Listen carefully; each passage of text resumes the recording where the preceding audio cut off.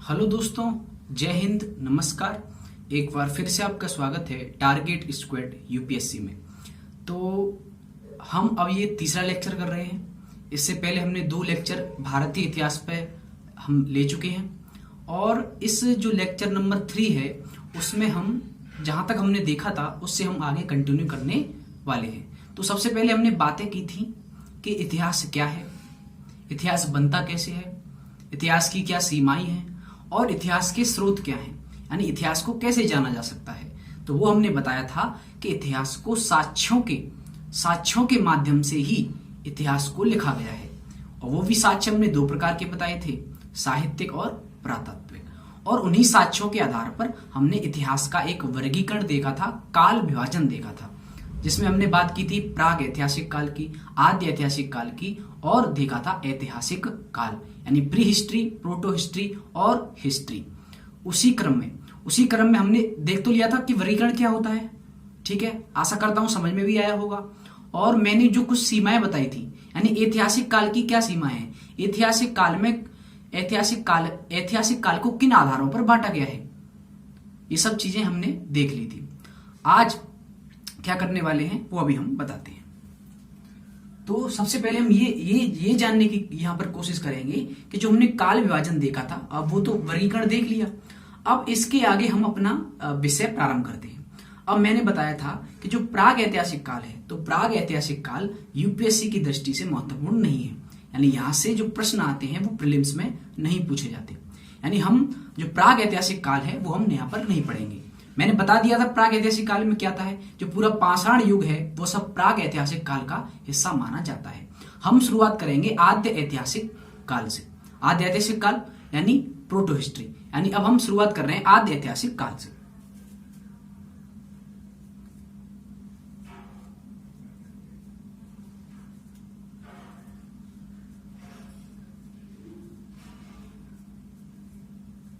जिसमें मैंने बताया था जो कि सबसे विवादित है, क्या है, यह जो काल है इतिहास का वो सबसे विवादित रहा है। क्यों विवादित रहा है? क्योंकि यहाँ पर स्रोतों की कुछ समस्याएं देखने को मिलती हैं। यहाँ पर जो सोर्सेज मिले हैं, यानी जो स्रोत मिले हैं, जो साक्ष्य मिले हैं, वो इतने प्रासंगिक नहीं है जैसे कि ऐतिहासिक काल के जो स्रोत हैं। ठीक है, क्योंकि यहाँ पर जो पुरातात्विक साक्ष्य मिले हैं और जो साहित्यिक साक्ष्य मिले हैं वो एक दूसरे के पूरक नहीं कहे जा सकते, इसलिए ये आद्य ऐतिहासिक काल का विषय बना हुआ है। अब आद्य ऐतिहासिक काल की बात करते हैं। तो आद्य ऐतिहासिक काल में मैंने दो महत्वपूर्ण चीजों के बारे में हम यहाँ पर अध्ययन करेंगे। वो क्या है? वो मैंने बताया था, एक है सिंधु सभ्यता और एक आएगा वैदिक काल। यानी स्टोन एज के बाद जो हम पढ़ने जा रहे हैं प्राग ऐतिहासिक काल का हमने हिस्सा पूरा छोड़ दिया है, क्योंकि यूपीएससी की दृष्टि से वो महत्वपूर्ण नहीं है। हम सिर्फ वही यहाँ पर डिस्कस करेंगे जो कि आपकी प्रारंभिक परीक्षा के लिए और यूपीएससी की दृष्टिकोण से जो इतिहास आता है वहीं पर यहां पर हम देखेंगे। और बाकी के अगर आप चाहते हैं कि आप प्राग ऐतिहासिक काल को भी जानें तो उसके लिए हम अलग से लेक्चर आपके लिए डाल देंगे, लेकिन अभी हमारा जो फोकस है वो है प्रीलिम्स के लिए, प्रीलिम्स 2021 के लिए। तो बात करते हैं आद्य ऐतिहासिक काल की। तो आद्य ऐतिहासिक काल में हमने 2 विषयों को पढ़ना है जो महत्वपूर्ण है। पहला पढ़नी है सिंधु सभ्यता, उसके बाद पढ़ा जाएगा वैदिक काल। तो अब बात करें कि आद्य ऐतिहासिक काल, सबसे पहले हम ये जान लेते हैं आद्य ऐतिहासिक काल में आद्य ऐतिहासिक काल की सीमा क्या है। सीमा नंबर 1 क्या है? सीमा नंबर 1 ये है कि यहां पर क्या है, पुरातात्विक साक्ष्य और साहित्यिक साक्ष्य दोनों ही प्राप्त होते हैं। ठीक है, यानी पुरातात्विक साक्ष्य भी मिलते हैं और साहित्यिक साक्ष्य भी यहां पर प्राप्त होते हैं, लेकिन मैं बताऊंगा वह किस प्रकृति के साहित्यिक स्रोत हैं और पुरातात्विक साक्ष्य किस प्रकृति के यहां पर देखने को मिले हैं।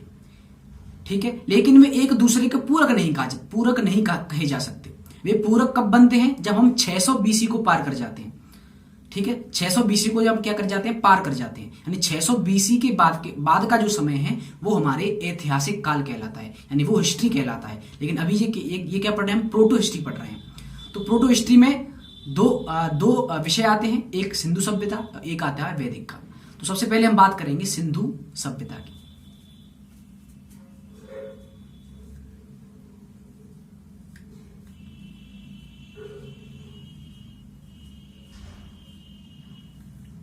यानी जिसको आप कहते हैं इंडस सिविलाइजेशन। तो ये सिंधु सभ्यता है क्या? तो यहीं से हमारे इतिहास की आज का जो विषय है वो यहाँ से प्रारंभ हो रहा है। तो अब सिंधु सभ्यता की बात करें तो आपको थोड़ा अतीत में ले जाना होगा, यानी जिस समय का यह काल है उस समय में आपको यात्रा करनी पड़ेगी मेरे साथ। तो अब वो समय क्या है, सिंधु सभ्यता क्या है, अब एक सभ्यता है। अभी हम क्या देखेंगे, ये पहली ऐसी नगरीय सभ्यता है। मैं बता दूं सिंधु सभ्यता में हम क्या पढ़ने जा रहे हैं। सबसे पहले एक क्राइटेरिया बना लेते हैं कि सिंधु सभ्यता में किन किन चीजों को हमें अध्ययन करना है। यानी बहुत सी चीजें हुई होंगी, सिंधु सभ्यता का जो काल है वो काफी विस्तृत रहा है। विस्तृत यानी लगभग आप कह सकते हैं। इसका मैं काल बता देता हूं पहले। सबसे पहले इसका काल है 2350 बीसी से लेकर 1750 बीसी। ठीक है, तो ये आपको समय आपको याद रखना है, यानी 2350 ईसा पूर्व से लेकर 1750 ईसा पूर्व तक। अब आपके मस्तिष्क में एक प्रश्न आ रहा होगा, ईसा पूर्व क्या है, ये बीसी क्या है, ये एडी क्या है। तो ये सब चीजें इतिहास की बेसिक अंडरस्टैंडिंग से आती हैं। तो वो मैं कभी भी मैं जब समय मिलेगा तो मैं आपको ये पूरी समय रेखा बता दूंगा। वैसे अगर अब मोटे रूप में अगर आप जानना चाहते हैं तो ये है कि ये एक समय रेखा है। समय रेखा मतलब बता देता हूं मैं कि जब ईसा मसीह का जन्म हुआ था, क्या हुआ था, ईसा मसीह जब उनका जन्म हुआ तो उसी को वहीं से एक जो मानक जो समय है वो वहीं से माना जाता है, जिसे हम 0 मान लेते हैं। ये आपने गणित विषय अगर पढ़ा होगा तो आपने ऐसी कुछ रेखाएं बनाई होंगी। तो उन्हीं रेखाओं में ये समय इसका विभाजन कर दिया गया है। कैसे, जैसे ईसा मसीह को एकदम बीच में मानकर यहाँ पर 0 कर दिया है। ठीक है, ये मान के चलते हैं ये 0 समय, यानी यहाँ पर समय की शुरुआत हो रही है। ये सिर्फ अध्ययन की दृष्टि से किया गया है। तो ये क्या है, 0। अब ईसा मसीह यानी यहाँ पर ईसा मसीह का जन्म होता है और वहीं से समय की शुरुआत होती है। जैसे कहते हैं ग्रेगोरियन कैलेंडर। तो ग्रेगोरियन जो कैलेंडर है वो ईसा मसीह पर ही आधारित है। तो अब इसके बाद क्या होता है, यहाँ पर समय बढ़ता चला जाता है। इस समय रेखा को दर्शाने के लिए यहाँ पर बताया गया है कि किस प्रकार से यहाँ पर हम बढ़ते चले जाते हैं। जैसे हमने पढ़ा है ना मैथ में, तो इधर पॉजिटिव नंबर्स होते हैं, इधर नेगेटिव नंबर्स होते हैं, यानी इधर धनात्मक संख्याएं होती हैं, इधर ऋणात्मक संख्याएं होती हैं। तो ऐसे ही समय भी यहाँ पर क्या है, बढ़ता चला जाता है। ठीक है, जैसे अब ईसा मसीह का जन्म हुआ, अब ईसा मसीह के जन्म के बाद 1 वर्ष, 2 वर्ष, 3 वर्ष, 4 वर्ष, 5 वर्ष, ऐसे समय बढ़ता चला जाएगा। और आज जो समय है वो हम यहां मान के चलते हैं कि इस समय रेखा पर अभी जो समय है वो है 2020। ठीक है, 2020। अब हम ईसा मसीह के 2020वें वर्ष में हैं। इसका मतलब ये हुआ कि ईसा मसीह का जब से जन्म हुआ है उसके 2020 साल में हम इस समय पर खड़े हुए हैं। ठीक है, इस समय में हम हैं। अब क्या हुआ, अगर ईसा मसीह के जन्म से पहले का अगर भी समय है, यानी हमें 2020 साल बीत चुके हैं। ईसा मसीह के जन्म के बाद आज हम 2020 साल हमको हो चुके हैं। इसका मतलब ये रहा। अब क्या हुआ, ये क्या हुआ, कुछ चीजें ईसा मसीह के जन्म से पहले भी हुई थी। क्या हुई थी, ईसा मसीह जब पैदा हुए तो उससे पहले का भी क्या रहेगा, इतिहास रहेगा, क्योंकि समय तो हमने कब लिया है, जब ईसा मसीह पैदा हुए हैं। लेकिन ईसा मसीह के जन्म से पहले का भी तो इतिहास है। अभी हमने देखा था प्राग ऐतिहासिक काल कितने लाखों करोड़ों वर्ष पूर्व का है, जब प्रस्तर युग था। प्रस्तर युग यानी स्टोन एज थी। तो इतिहास तो काफी आदिकाल से चला आ रहा है। तो इसका मतलब क्या हुआ, हमने समय तो केवल ईसा मसीह के जन्म के आधार पर ही तो बनाया है, लेकिन उससे पहले का भी तो समय रहा होगा। तो उसके लिए क्या कर दिया हमने, समय रेखा बना दी। यानी इससे पहले का जो समय रहेगा उसे कहेंगे बीसी, यानी चाहे वो कितने भी साल रहा हो, 1, 2, 3, 4। ठीक है, यानी इधर जैसे हम बढ़ते हैं 1, 2, 3, 4 और आज 2020 तक आ गए, ऐसे अगर हम पीछे जाएंगे तो ऐसे भी हम कितनी भी साल यहाँ पर पीछे जा सकते हैं। तो इसको कहा जाएगा एडी, इसको कहते हैं एडी, इसको कहते हैं बीसी। अब मतलब क्या है बीसी एडी का, बीसी का मतलब है बिफोर क्राइस्ट। ठीक है, बिफोर क्राइस्ट यानी क्राइस्ट से जन्म से पहले का ये समय है। तो मैं जो बता रहा हूं वो बता रहा हूं 2350 बीसी और 1750 बीसी से लेकर, यानी अब हम इधर जाएंगे तो क्या होगा, जैसे 1, 2, 3, 4 करके ऐसे हम पहुंचेंगे 2350 साल पूर्व, ईसा मसीह के जन्म से पूर्व। ठीक है, यानी ईसा मसीह के जन्म से पूर्व ये कितने साल हो गए, 2350 साल बीत चुके जब ईसा मसीह का जन्म हुआ। उसके बाद हम आज 2020 में खड़े हुए हैं। तो ये है समय रेखा। यानी अब हमें जो समय बताना है वो हम क्या बता सकते हैं, या तो लिख सकते हैं 2350 बीसी, या हम आज वर्तमान के परिप्रेक्ष्य में देखें, यानी वर्तमान समय से अगर उस काल की गणना करें तो वो कितना आएगा, भाई 2020 तो ये हो गए और 2350 ये हो गए, यानी लगभग कितना आएगा 4500, ठीक है, यानी 4500 साल पूर्व, आज से कितने, आज से, यानी मैं जिस समय की बात कर रहा हूं, यानी मैं जिस सिंधु सभ्यता के काल की बात कर रहा हूं, वो आज से कितने वर्ष पहले का समय है, आज से लगभग 4500 वर्ष पूर्व का समय है। यानी हम 2020 यानी 2020 तो हम आ चुके हैं ईसा मसीह के जन्म के बाद, लेकिन ईसा मसीह के जन्म से पहले 2350 ईसा पूर्व का वो समय है। लेकिन आज से अगर बात करेंगे तो वो कितना हो जाएगा 4500 साल, ठीक है। यानी हम ये दो रूपों में कह सकते हैं, सिंधु सभ्यता को हम दो समय रूप में हम बयां कर सकते हैं, ठीक है, उसका वर्णन कर सकते हैं। क्या कह सकते हैं, एक तो कह सकते हैं 2300 ईसा पूर्व का समय, या कह सकते हैं आज से 4500 ईसा पूर्व का समय, वो था सिंधु सभ्यता। तो आई होप, मैं समझता हूं समय रेखा आपको समझ में आ गई होगी, ठीक है। इधर चलती है एडी का मतलब एनो डोमिनी, क्या कहते हैं, इसकी फुल फॉर्म क्या है, एनो डोमिनी, ठीक है। तो ये क्या है बीसी, और तो ये क्या है एडी, तो ये आपको ध्यान रखना है, ठीक है। और इसको एक और भी कहते हैं, एडी की जगह इसको सीई भी कह सकते हैं। क्या कह सकते हैं, सी का मतलब कह सकते हैं क्रिश्चियन एरा, यानी ईसा मसीह के जन्म का जो एरा है, जो युग है, क्रिश्चियन युग है, उसको भी हम कॉमन एरा से जान सकते हैं, या तो कह सकते हैं क्रिश्चियन एरा या कह सकते हैं कॉमन एरा। और यहां हम बीसीई का भी उपयोग कर सकते हैं, ठीक है, यानी बिफोर कॉमन एरा या बिफोर क्रिश्चियन एरा। तो बीसीई लिख सकते हैं या बीसी लिख सकते हैं, और इधर एडी लिख सकते हैं या सीई लिख सकते हैं, ठीक है। हिंदी की बात करें तो हिंदी में यहाँ ईसवी कैसे कहते हैं, ईसवी, और इधर कहते हैं ईसा पूर्व। तो ये इतिहास को, ठीक है, ये अध्ययन करने की दृष्टि से यहां पर ये समय रेखा बनाई गई है, ठीक है।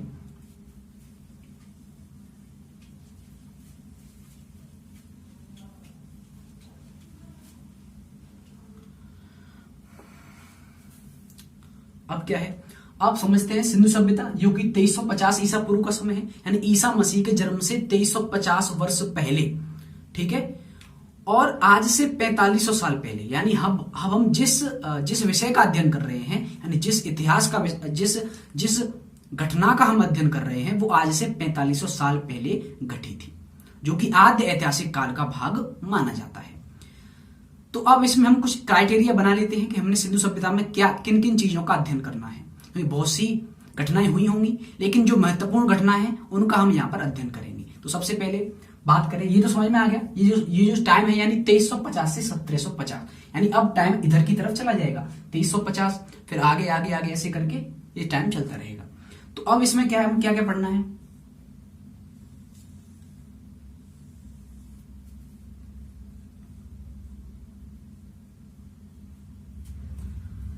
तो सबसे पहले हम देखेंगे सिंधु सभ्यता का परिचय। क्या देखेंगे, परिचय, ठीक है। फिर देखेंगे इसके खोज की कहानी। क्या देखेंगे, इसकी खोज की कहानी।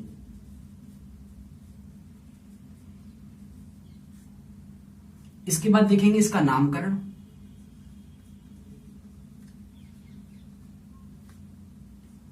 उसके बाद देखेंगे इसका विस्तार।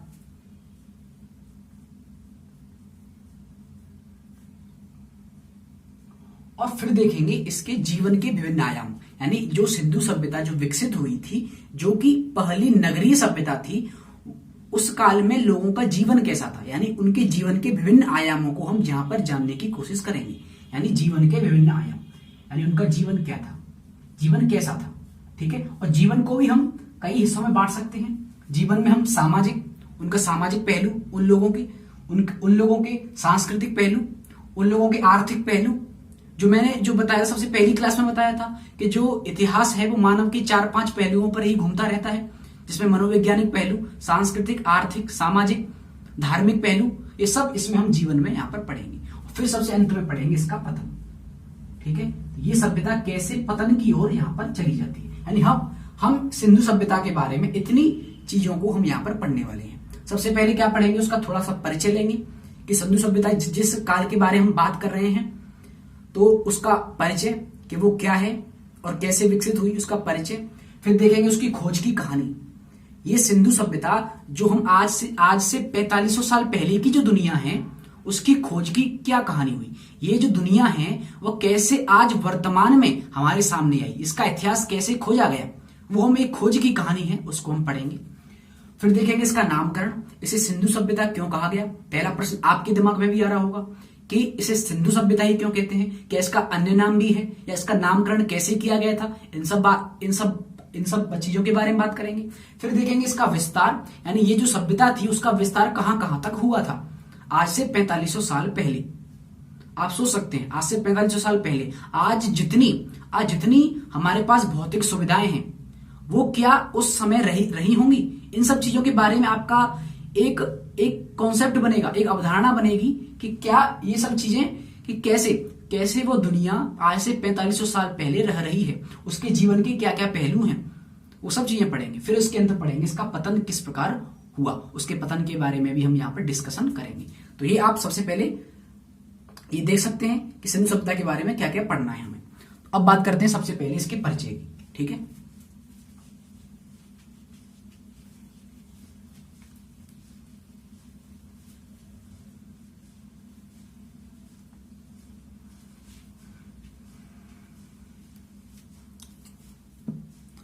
अब परिचय जानने के लिए क्या है कि ये जो सिंधु सभ्यता है, सबसे पहले तो बात यही कर लेते हैं कि सिंधु सभ्यता के कहां पर विकसित हुई थी, यानी किस हिस्से में, यानी ये पूरा जो विश्व है उसके किस हिस्से में यह विकसित हुई थी, ठीक है। तो उसको जानने के लिए मैं आपको दिखाता हूं एक मैप।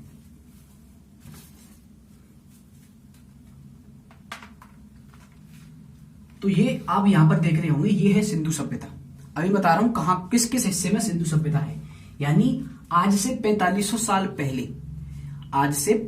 साल पहले, यानी जिस दुनिया की हम बात कर रहे हैं वो किस क्षेत्र में विकसित हुई थी। ये जो हम कह रहे हैं सिंधु सभ्यता, वो किन क्षेत्रों में विकसित हुई थी। तो सबसे पहले हम किसका इतिहास पढ़ रहे हैं, भारतीय इतिहास पढ़ रहे हैं। तो उस भारतीय इतिहास में ये जो सिंधु सभ्यता है वो भारत के ही क्षेत्र में है तो ही विकसित हुई होगी। तो वह इस क्षेत्र में यहां पर विकसित हुई थी, जो आप यहां पर देख सकते हैं। ये जो क्षेत्र है, यानी ये पूरा विश्व का जो मैंने बनाया है उसमें क्या है, ये हमारा भारत है, ये भारत है।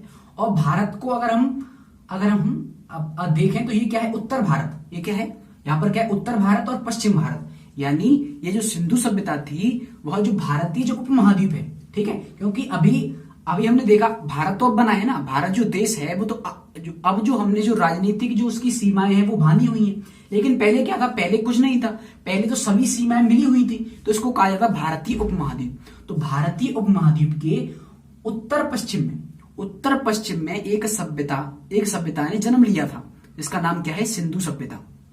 तो सिंधु सभ्यता इस क्षेत्र में विकसित हुई थी, जिसे हम कह सकते हैं ये क्या है, उसका नॉर्थ है और ये क्या है, वेस्ट है, यानी उत्तर और पश्चिम। यानी भारतीय उपमहाद्वीप के उत्तर पश्चिम में एक सभ्यता ने जन्म लिया था जो कि है सिंधु सभ्यता, ठीक है। अब ये 4500 साल पहले ऐसा ही नहीं था कि केवल सिंधु सभ्यता थी, सिंधु सभ्यता के पैरेलल यानी सिंधु सभ्यता के समकालीन और भी सभ्यताएं थी।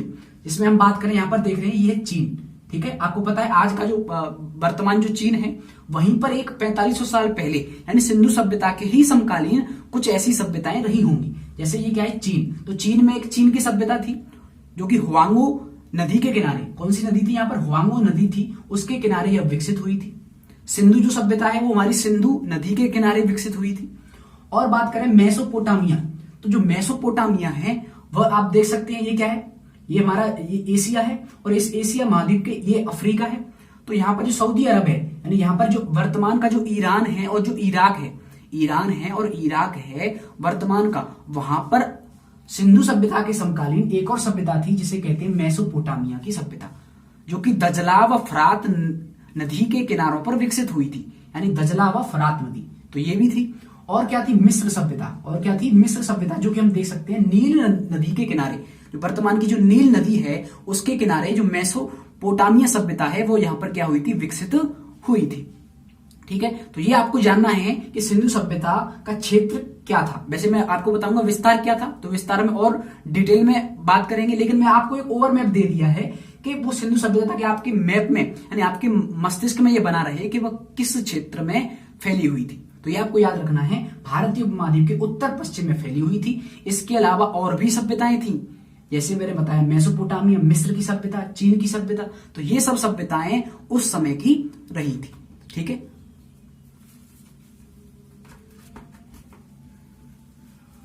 तो आपको समझ में आ गया परिचय। परिचय क्या है, ये क्या था, ये 4500 साल पहले की दुनिया है। तो अब समझते हैं, अब परिचय हमने देख लिया, अब देखते हैं कि यह जो दुनिया है, यह जो आई है, जो परिचय है, परिचय में आप इतना बता सकते हैं कि यह एक पहली नगरीय सभ्यता है। क्या है, पहली यह नगरीय सभ्यता थी जो कि भारतीय उपमहाद्वीप के उत्तर पश्चिम क्षेत्र में फैली हुई थी। यानी इसका जो जन्म हुआ था वो हुआ था उत्तर पश्चिम, ठीक है, उत्तर पश्चिम क्षेत्र में, वो भी कहां, सिंधु नदी के किनारे। क्योंकि आपको पता है कि जितनी भी सभ्यताएं विकसित हुई थी, जितनी भी सभ्यताएं विकसित हुई थी वो एक किन्हीं नदियों के किनारे ही थी। जैसे अभी हमने बात की थी कि जो सिंधु सभ्यता के किनारे क्या हुआ था, सिंधु सभ्यता का जन्म हुआ। जो मिस्र सभ्यता है वह नील नदी के किनारे विकसित हुई। जो मेसोपोटामिया की जो सभ्यता है वो कहां विकसित हुई, दजला व फरात नदियों के किनारे हुई। और जो चीन की जो सभ्यता है वो हुआंगो नदी के किनारे विकसित हुई थी। यानी यानी नदियों को सभ्यता का क्या कहा जाता है, पालना कहा जाता है। यानी जितनी भी सभ्यताएं विकसित हुई थी वो सब नदियों के किनारे ही विकसित हुई थी।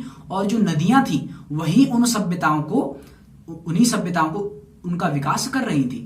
ठीक है, इस वजह से नदियों को क्या कहा जाता है, नदियों को सभ्यता का पालना कहा जाता है। तो इतनी आप बात इसके परिचय में लिख सकते हैं। अब बात करते हैं, ये जो दुनिया है 4500 साल पहले की, वह आज वर्तमान में कैसे अस्तित्व में आई, इसका इतिहास हमने कैसे खोजा, इसको कैसे जाना, जो हम बातें कर रहे हैं वो किस आधार पर कर रहे हैं, इसके कुछ साक्ष्य मिले होंगे। तभी तो हमने बताया कि सिंधु सभ्यता जो हम बात कर रहे हैं वो किस पर आधारित होगी, स्रोतों पर आधारित होगी, कुछ साक्ष्यों पर आधारित होगी। तो इसकी खोज कैसे हुई थी ये हम सबसे पहले ये जानने की कोशिश करते हैं। तो आपको पता है कि हमारा देश है उसमें ब्रिटिश जो शासन था वह रूल कर रहा था। ठीक है, जब हम आधुनिक भारत जब पढ़ेंगे तो आधुनिक भारत में हम क्या पढ़ेंगे कि हमारा देश ब्रिटिश उपनिवेश बना रहा। तो उसी ब्रिटिश उपनिवेश के काल में क्या हुआ कि जो अंग्रेज थे, अंग्रेजों का क्या था, भारत पर शासन था। और उसी काल के दौरान क्या हुआ कि एक चार्ल्स मेसन नाम के क्या थे,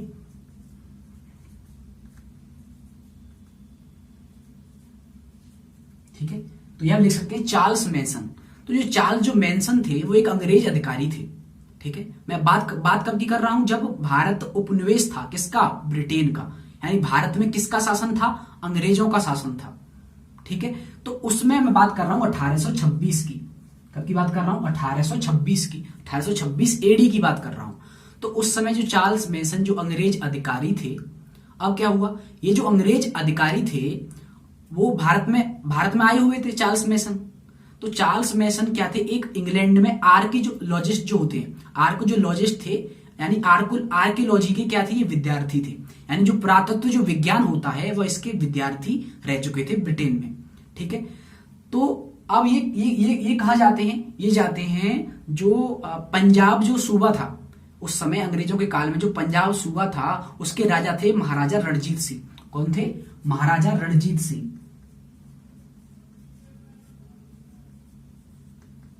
तो ये कहां जाते हैं, महाराजा रणजीत सिंह के पास जाते हैं। ठीक है, कुछ समझौता करने के लिए जो चार्ल्स मेसन हैं वह जो अंग्रेज अधिकारी हैं वह जाते हैं पंजाब के महाराजा रणजीत सिंह के पास। तो अब क्या होता है, अब ये जा रहे होते हैं तो उस समय क्या होता है, अंधेरा हो चुका होता है। क्या हो चुका होता है, अंधेरा हो चुका होता है। तो उन्होंने जो अपना कैंप लगाया वह वहीं पंजाब के आसपास ही लगा लिया था। ठीक है, पंजाब के आसपास अपना कैंप लगा लिया था क्योंकि रात हो चुकी थी और उनको मिलना था। तो वहीं पर वो रात में ठहरना चाहते थे और ठहरने के लिए वहीं पर उन्होंने क्या लगा दिया, एक कैंप लगा लिया। अब क्या होता है, तो रात में जब चार्ल्स मेसन टहल रहे होते हैं, मैं क्या बता रहा हूं, ध्यान रखना, फोकस आपका कहां रहना चाहिए, सिंधु सभ्यता पर बात कर रहे हैं हम, सिंधु सभ्यता की। तो अब क्या होता है, चार्ल्स मेसन जब रात में टहल रहे होते हैं तो उनके, क्योंकि जो कैंप लगाया गया था वो एक नदी के किनारे था जिसका नाम था रावी नदी। क्या थी, रावी नदी। आपको पता है मैं जिस पंजाब की बात कर रहा हूं उस समय भारत का विभाजन नहीं हुआ था, 1826 तक भारत का विभाजन नहीं हुआ था। तो जो पंजाब का जो सूबा था उसमें पाकिस्तान के भी हिस्से आते थे। लाहौर, जो पाकिस्तान में जो लाहौर है वो हिस्सा आता था। और वहीं पर पंजाब जो रणजीत सिंह थे उनका दरबार लगा हुआ था। ठीक है, वो वहां से मिलने जा रहे थे, लेकिन रात में क्या लगा, रात हो गई, अंधेरा हो गया, तो उन्होंने कैंप लगाया, उस कैंप में ठहर गए। तो उसी कैंप के किनारे जो नदी थी, रावी नदी थी, क्या थी, रावी नदी, जो वर्तमान में पाकिस्तान में है। ठीक है, और उसी पर लाहौर नाम का शहर बसा हुआ है। ठीक है, तो वो जो नदी थी उसी के किनारे उन्होंने कैंप लगाया हुआ था। तो जब चार्ल्स मेसन जब टहल रहे थे तो उन्होंने क्या देखा, नदियों में जो रावी जो नदी थी उसके किनारे में कुछ बर्तन आ गए थे, ऊपर की तरफ क्या आ गए थे, बर्तन कुछ तैर रहे थे। ठीक है, और जो चार्ल्स मेसन थे वो आर्कियोलॉजी के क्या रह चुके थे, विद्यार्थी रह चुके थे। कौन, चार्ल्स मेसन। तो जब चार्ल्स मेसन को जब उन्होंने नदी में देखा तो उन्हें कुछ बर्तन दिखाई दिए। तो अब उन्होंने कुछ अनुमान लगाया कि कहीं ऐसा ना हो कि इस जो नदी है, जो रावी जो नदी है, उसके नीचे कोई सभ्यता बसी हो, क्योंकि उन्हें कुछ वस्तुएं दिखाई देने लगी थी जिसमें बर्तन थे और भी कुछ चीजें थी, वो सब चीजें दिखाई देने लगी, तो उनका ध्यान उस तरफ गया। ठीक है, तो उन्होंने सोचा कि कहीं ऐसा तो नहीं था कि जो भारतीय हम जिस पर शासन कर रहे हैं उसकी कई वर्षों पहले कोई सभ्यता इस नदी के नीचे दबी हो। ऐसा हो सकता है, क्योंकि वे पुरातत्व विज्ञान के ही विद्यार्थी थे, इसलिए उनके दिमाग में यह प्रश्न आया। लेकिन उन्होंने यह कहकर यह चीजें नकार दी थी कि हम जिस भारत पर शासन कर रहे हैं उसकी कितने वर्ष पहले या कोई सभ्यता रही होगी, ऐसा वो नहीं मानते थे। क्योंकि आपको पता है कि जो ब्रिटिश जो इतिहासकार हैं उन्होंने यह कभी नहीं माना कि भारतीयों की कोई गौरवशाली कोई इतिहास रहा होगा। ठीक है, आपको पता है जो ब्रिटिश और जो भारतीय थे उसमें एक नस्लीय भेदभाव था। जो ब्रिटिश जो विद्वान थे, चाहे ब्रिटिश जो इतिहासकार हैं, तो उन्होंने कभी भी भारत को, यानी कभी भी भारत के इतिहास को, यानी जो गौरवशाली जो इतिहास रहा, तो उनको कभी भी माना नहीं। तो इस वजह से चार्ल्स मेसन ने यह चीज अपने दिमाग में तो लाई, लेकिन इस पर कोई ध्यान नहीं दिया। ठीक है, उन्होंने यह कहकर यह सोचा होगा कि भारतीयों का कैसा कोई इतिहास रहा होगा। इस वजह से उन्होंने क्या किया, सिर्फ अपनी जो डायरी थी उस डायरी में उन्होंने उसको नोट कर लिया था कि ये मुझे ये चीजें दिखाई दी थी, ऐसा हो भी सकता है, लेकिन इन पर इतना फोकस नहीं किया गया। ठीक है, आपको पता है कि जो अंग्रेज थे उन्होंने भारत पर, यानी वो चाहते नहीं थे कि ऐसा कोई गौरवशाली इतिहास लोगों को बताया जाए, और जब गौरवशाली इतिहास भारतीयों का उन्हें बताया जाएगा तो उन्होंने कहीं ना कहीं राष्ट्रवाद की भावना उत्पन्न होगी, जैसे बाद में हुई थी। तो इस वजह से ये सब चीजें दबा दी गई थी। ठीक है, तो ये सब चीजें थी। अब चार्ल्स मेसन तो चले गए, 1826 की ये बात है। फिर भारत में क्या हुआ, भारत में 1861 में भारतीय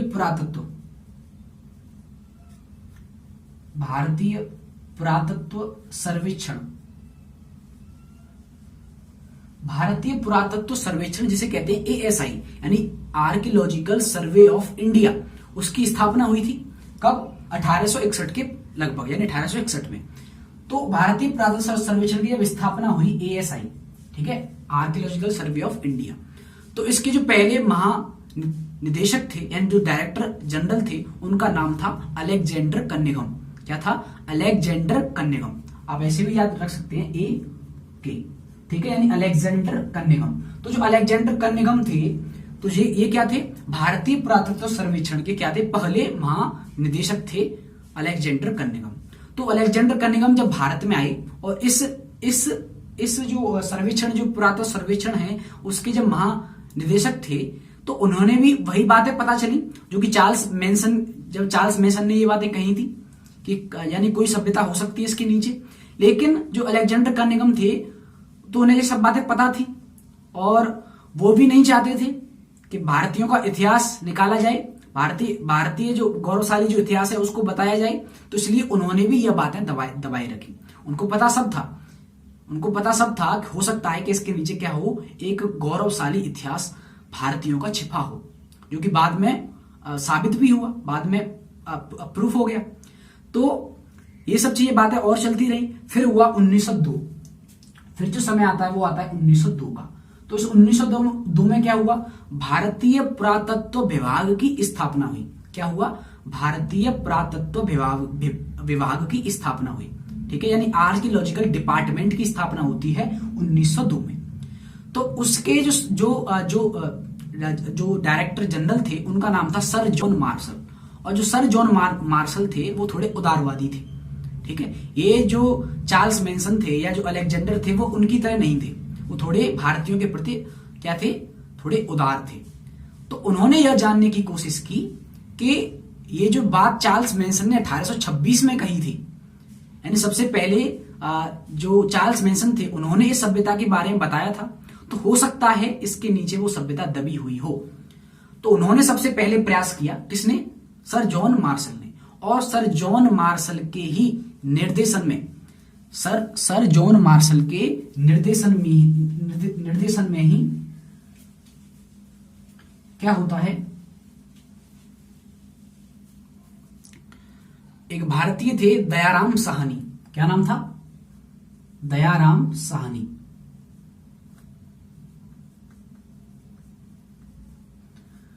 तो जो दयाराम साहनी थे उन्होंने क्या किया, 1921 में सर जॉन मार्शल के नेतृत्व में क्या किया, 1921 में इस सभ्यता का पता लगाने का प्रयास किया।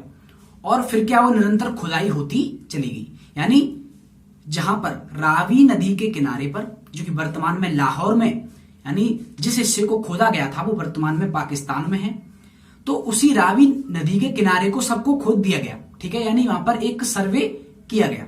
ठीक है, तो जब सर्वे किया गया, तो जब खुदाई की गई, तो खुदाई में जो बात जो आशंका चार्ल्स मैनसन ने बताई थी 1826 में, वो जाकर 1921 में सही साबित हुई।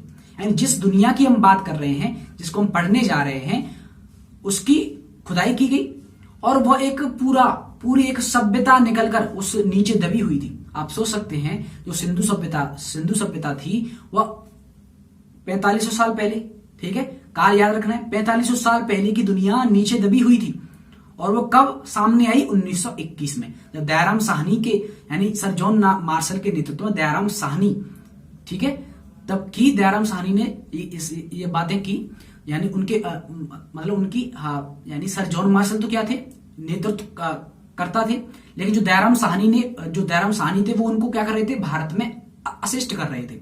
ठीक है, वो क्या थे, उनके असिस्टेंट थे। तो उन्हीं के नेतृत्व में 1921 में यह खुदाई की गई, और इसमें एक बड़ा नगर, ठीक है, बड़ा नगर हमें देखने को मिला, जो कि था हड़प्पा। ठीक है, क्या था, हड़प्पा। ठीक है, अब आप सोच रहे होंगे हड़प्पाई इसे नाम क्यों दिया गया, क्योंकि जिस स्थान पर यह खुदाई की गई थी 1921 में, उस समय वहां पर हड़प्पा नामक क्या था, नगर था।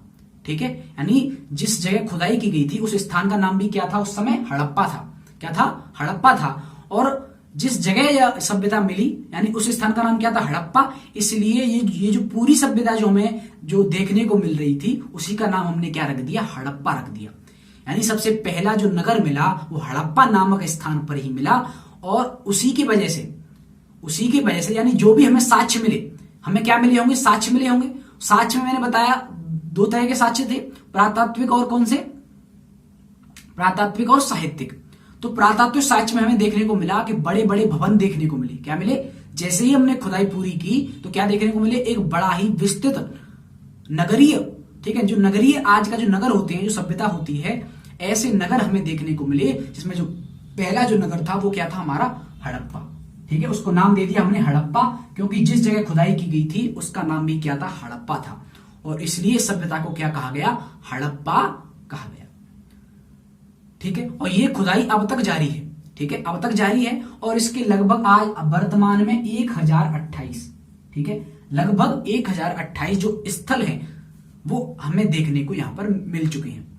ठीक है, जब इनकी कार्बन डेटिंग की गई तो ये कब के निकले, 4500 साल पहले की। तो ये जो 4500 साल जो पहले की जो दुनिया है वह इस प्रकार से यहां पर हमारे सामने आई, जो कि दबी हुई थी नीचे। ठीक है, जो रावी नदी के किनारे क्या हुई थी, दबी हुई थी। लेकिन सिर्फ यही एक नगर नहीं था। ठीक है, जो हमें देखने को मिला, जो हड़प्पा जो नगर मिला, तो ये सिर्फ एक स्थल नहीं मिला था। उसके अलावा मैंने बताया आज वर्तमान में 1028 स्थल इसके खोदे जा चुके हैं, यानी अब तक 1028 स्थलों का पता लगाया जा चुका है। और मैंने जो बताया था, क्या बताया था,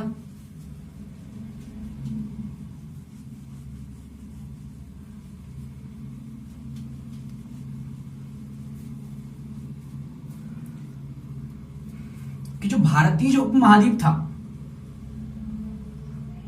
ठीक है, यानी जो ये जो भारतीय जो उपमहाद्वीप महाद्वीप है उसमें क्या थी, ये सभ्यता फैली हुई थी। यानी जिस सभ्यता की हम बात कर रहे हैं वो कहां थी, भारतीय उपमहाद्वीप के उत्तर पश्चिम क्षेत्र में थी, जिस सभ्यता की हम बात कर रहे हैं। तो इस सभ्यता के अब तक कितने स्थल खोजे जा चुके हैं, 1028 स्थल यहां पर खोजे जा चुके हैं, ठीक है। जिसमें सबसे पहले जो नाम रखा गया वो था हड़प्पा। क्या था, हड़प्पा। तो सबसे पहला नगर क्या हुआ, हड़प्पा नगर हुआ, जो कि रावी नदी के किनारे पर स्थित था, जो कि 1921 में दयाराम साहनी के नेतृत्व में, ठीक है, भारतीय जो नेतृत्व करता थे वो थे दयाराम साहनी, और जो निदेशक थे वो थे सर जॉन मार्शल। अब क्या हुआ 1922 में, 1922 में क्या हुआ, 1922 में जब और खुदाई की गई तो उसी के आसपास एक और नगर देखने को मिला, जो कि सिंधु सभ्यता का सबसे बड़ा नगर कहा जा सकता है, ठीक है। यानी सिंधु सभ्यता का सबसे बड़ा नगर था जो 1922 में, ठीक है, जो कि प्राप्त हुआ हमें। यानी अब हम बढ़ रहे हैं नामकरण की तरफ। किसकी तरफ बढ़ रहे हैं, नामकरण की तरफ। यानी हमने 2 हिस्से पूरे कर लिए हैं, सिंधु सभ्यता का परिचय जान लिया है, और जो अतीत की जो कहानी है, जो खोज की कहानी है वो हमने जान ली कि कैसे 1826 में चार्ल्स मैनसन जो रणजीत सिंह थे उनसे मिलने आए थे, और किस प्रकार से उन्हें सबसे पहले इस सभ्यता का पता लगा। फिर क्या हुआ, अलेक्जेंडर जो कन्नेगम थे उन्हें भी इस चीज के बारे में पता था, लेकिन उन्होंने दबाया। फिर सर जॉन मार्शल के नेतृत्व में पूर्ण रूप से इस सभ्यता का पता लगाया गया। फिर क्या हुआ 1922 में राखाल दास बनर्जी, कौन थे, राखाल दास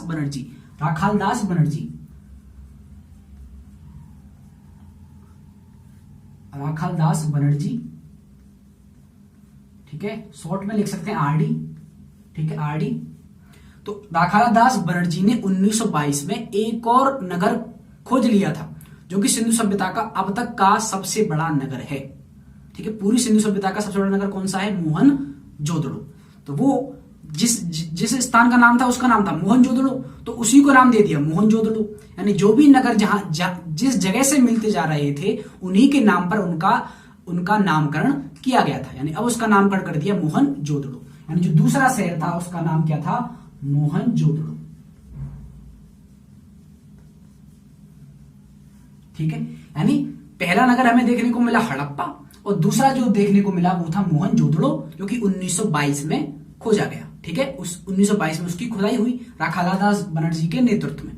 तो इस प्रकार से हमने 2 नगर तो खोज लिए, ठीक है। सबसे पहले हड़प्पा मिला, फिर मोहनजोदड़ो मिला, लेकिन इसके बाद जब निरंतर खुदाई करते गए तो आज तक हमें 1028 स्थल हमें देखने को मिले। यानी अब इससे अंदाजा लगाया गया कि ये जो सभ्यता है और इसके जो स्थल हैं वो कहां तक देखने को मिले, वो मैंने बता दिया, क्योंकि इसी काल तक ये क्या है, ये आपका जो क्षेत्र है वो यहाँ पर फैला हुआ था। अभी हम बात करेंगे इसके भौगोलिक विस्तार की विस्तृत रूप से, लेकिन आप इतना जान लीजिए कि इस क्षेत्र में सिंधु सभ्यता विकसित हुई थी। अब जब लगातार जब स्थल जो निकलते जा रहे थे उनमें एक पैटर्न देखा गया, ठीक है। एक निश्चित पैटर्न क्या देखा गया, वो निश्चित पैटर्न ये था कि ये जो नगर जो मिल रहे थे वो क्या थे, यानी जो नगर थे वो एक नगर के रूप में मिल रहे थे। यानी ऐसा नहीं था, ये क्या थी, एक विकसित नगरीय सभ्यता थी। जब हम इसके बारे में बात करेंगे, जो पुरातात्विक साक्ष्य जो मिल रहे थे हमें, यहाँ क्या मिला, यहाँ पक्की ईंटें मिली, पक्की ईंटों के क्या मिले, घर मिले। तो इससे कुछ अंदाजा लगाया गया, अनुमान लगाया गया कि ये जो सभ्यता है वो विकसित रही होगी, ठीक है। तो इसमें बड़े बड़े भवन देखने को मिले, दुर्ग देखने को मिले। तो ये जो प्रशासनिक जो भवन देखने को मिले, इससे पता लगाया गया ये क्या है, एक नगरीय सभ्यता थी। और ये जो नगरीय सभ्यता थी उसके कई स्थल थे, एक स्थल नहीं था, 2 स्थल नहीं थे, काफी सारे स्थल थे। तो इसमें एक पैटर्न देखा गया। पैटर्न क्या देखा गया, पैटर्न ये देखा गया कि ये जो नगर जो मिल रहे थे वो क्या थे, एक नदी के किनारे विकसित हुए थे। वो जो नदी थी वो क्या थी, सिंधु। क्या नदी थी, सिंधु नदी। वो कौन सी नदी थी, सिंधु नदी थी। तो उसी सिंधु नदी के किनारे क्या हुए थे, विकसित हुए थे। तो अब इसे कहा जाने लगा सिंधु सभ्यता। यानी अब इसकी जो नामकरण देखिए हमने, नामकरण क्या होगा, पहला नामकरण क्या रख दिया इसका, हड़प्पा सभ्यता, क्योंकि सबसे पहला जो नगर खोजा गया था वो था हड़प्पा, और हड़प्पा के नाम पर ही हमने इसका सबसे पहला नाम रख दिया हड़प्पा सभ्यता। ठीक है, हड़प्पा सभ्यता रख दिया। अब हमने एक पैटर्न देखा कि ये जो सब स्थल जो मिल रहे हैं उनमें एक पैटर्न है। वो पैटर्न क्या है, एक नदी के किनारे ये सब नगर विकसित हुए हैं, और वो नदी कौन सी थी, सिंधु नदी। क्या थी, सिंधु नदी। तो इस वजह से अब इसका नाम रख दिया सिंधु सभ्यता। ठीक है, और इसके दो तीन नाम और हैं। दो तीन नाम और क्या है, इसे कहते हैं कांस्य युगीन सभ्यता। हड़प्पा सभ्यता तो कहते ही कहते हैं, सिंधु सभ्यता इसलिए कहते हैं क्योंकि ये जो नगर जो विकसित हुए थे, जो अभी हम बात करेंगे कौन कौन से नगर यहाँ पर प्राप्त होते हैं, तो वो जो सब नगर थे वो एक नदी के किनारे विकसित हुए थे जिसका नाम है सिंधु। ठीक है, और जो रावी जो नदी है वो सिंधु नदी में ही क्या क्या कर जाती, मिल जाती है। ठीक है, जो रावी नदी मैंने बताया था जहां पर सबसे पहला नगर देखने को मिला हड़प्पा, वो भी जो नदी है वो सिंधु सभ्यता में ही जाकर मिल जाती है और वो अरब सागर में जाकर गिर जाती है, सिंधु नदी। इसी वजह से इसका नाम रख दिया सिंधु सभ्यता। और इसे कांस्य युगीन सभ्यता भी कहते हैं। कांस्य युगीन सभ्यता इसलिए कहते हैं क्योंकि इस समय जो हमें साक्ष्य मिले हैं वो हमें देखने को मिले, कांस्य का प्रयोग किया जाता रहा। ठीक है, तो इस बारे में और भी जो नाम है उसके हम देखेंगे अगले लेक्चर में। ठीक है, तो कांस्य युगीन सभ्यता भी कहते हैं इसे। तो कांस्य युगीन सभ्यता इसलिए कहते हैं क्योंकि यहां पर कांस्य देखने को मिला, पुरातत्व साक्ष्य में कांस्य मिला। और कांस्य क्या होता है, तांबा और टिन का एक मिश्र धातु होती है कांस्य, तो उसका यहां पर प्रयोग ज्यादा किया जाता रहा होगा। इस बारे में हम अगले लेक्चर में बात करेंगे। ठीक है, आशा करता हूं ये सब चीजें समझ में आई होंगी। यानी हमने आज क्या देखा, सिंधु सभ्यता का परिचय देखा, उसकी अतीत की कहानी देखी यानी खोज की कहानी देखी, और उसका नामकरण यहाँ पर कुछ हिस्सा हमने कवर कर लिया है। बाकी हम जो नामकरण का हिस्सा है वो कल यहाँ पर कवर करेंगे अगले लेक्चर में। ठीक है, तो तब तक के लिए धन्यवाद। आपका टेलीग्राम लिंक आप ज्वाइन कर लीजिए, मैं आपको बार बार कह रहा हूं। ठीक है, तो मिलते हैं अगली वीडियो में, तब तक के लिए जय हिंद, नमस्कार।